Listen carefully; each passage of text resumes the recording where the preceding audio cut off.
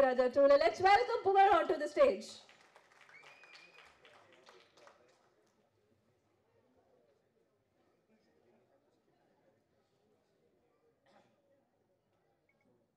எல்லாருக்கும் வணக்கம். கீழே உட்காந்துறப்போ ஒரு பயம் இருக்குது. ஏன்னா இந்த ஆடியோ லான்ச்லாம் வந்தால் என்ன பேசுவோம், என்ன நம்ம பேச போகிறோம் நமக்குள்ளே தெரியாமல் கடகடன்னு பேசுகிறோம். அது யூடியூப்பில் வர்றப்ப தான் பக்கு பக்கம் இதையா நம்ம பேசணும், ஐயோ அப்படின்ட்டு கீழே கமெண்ட்ஸ்லாம் அப்படி அடிப்பாங்க.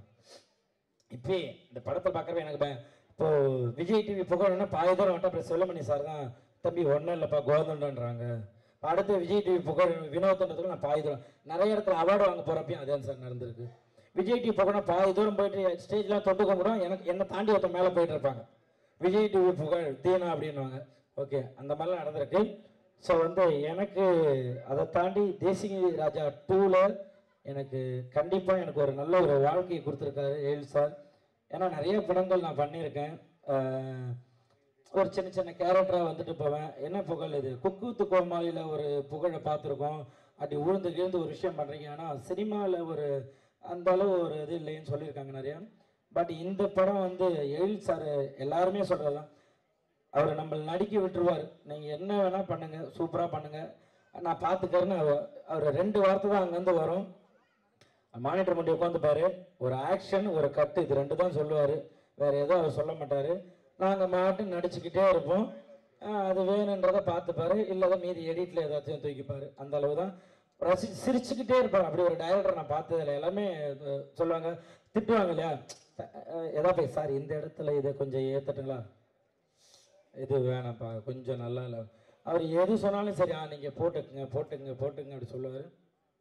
அதே போல் லேடி கெட்டப்புறவனே எனக்கு ரொம்ப ஆசை. ஏன்னா லேடி கெட்ட மூலியமாக தான் எனக்கு ஒரு நல்ல மேடை கிடச்சிது. ஸோ என்கிட்ட இல்லை இப்போ லேடி கெட்ட பண்ணோம் அப்படின்னா ரொம்ப சந்தோஷம் சார், கண்டிப்பாக பண்ணுறேன் சார் அப்படின்றேன்.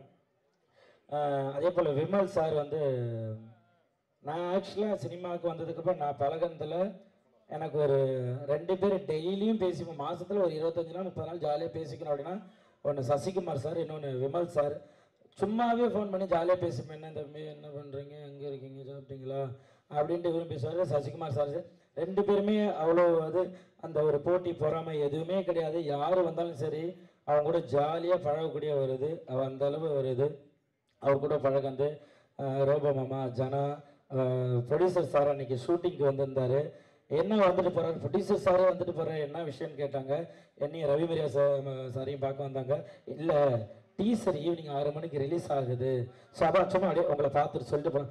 அப்படி ஒரு ப்ரொடியூசரை நான் பார்த்ததே கிடையாது. அங்கே ஒரு இடத்துக்கு முருகன் அண்ணனை கூப்பிட்டு பார்த்து இந்த மாதிரி ஒவ்வொருத்தங்களையும் பார்த்து எல்லாத்தையும் பேசி இந்த மாதிரி படம் ரிலீஸ் ஆகுது, சூப்பர், நீங்களாம் தான் சப்போர்ட் எல்லாமே இருக்கணும்னு சொல்லிட்டு ஒருத்தராக சின்ன ஒரு ஆர்டிஸ்டாக இருந்தால் கூட அதை சொல்லிட்டு போகிறது. Producer sir thank you so much sir.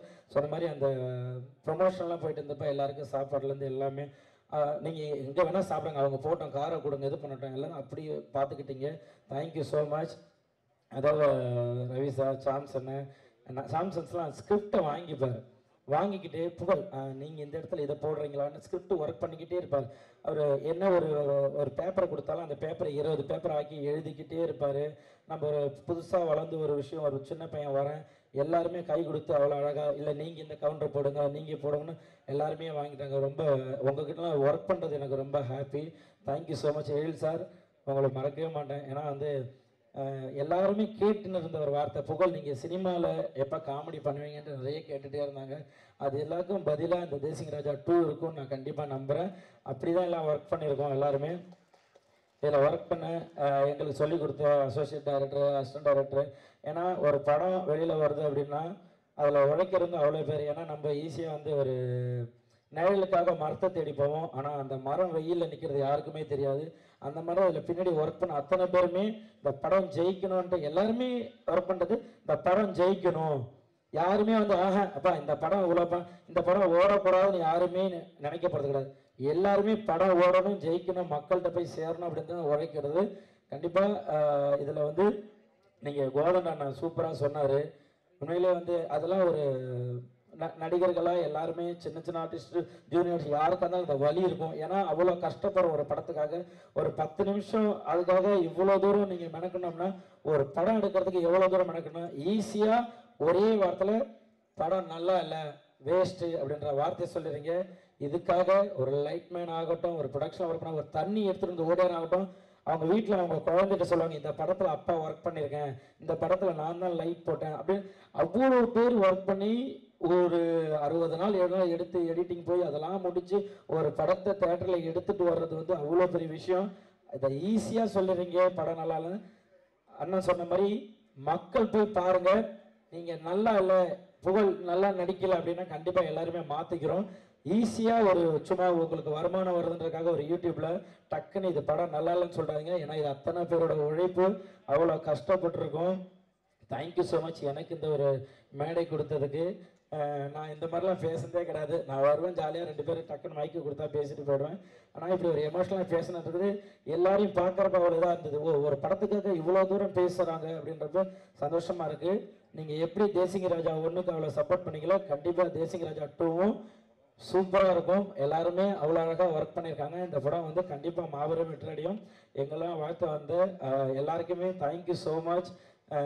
Media ஊடக நண்பர்கள் எல்லாருக்குமே தேங்க்யூ ஸோ மச். நீங்கள் தான் இந்த ஒரு நல்ல படைப்பை நாங்கள் படைச்சிருக்கோம். நீங்கள் அதை நல்லபடியாக மக்கள்கிட்ட எடுத்துகிட்டு போய் சேர்க்கணும். Thank you so much. Thank you sir. எங்களை வந்து வாழ்த்து வந்த சொல்லுமணி சார், உதயா சார் எல்லாருக்குமே thank you so much. Love you. Thank you thank you. Through out the film நீங்கள் வந்து அந்த வாய்ஸ் மெயின்டைன் பண்ணி, அந்த கெட்டப் மெயின்டைன் பண்ணி ஒரு சூப்பரான ஒரு எஃபர்ட் கொடுத்துருக்கீங்க.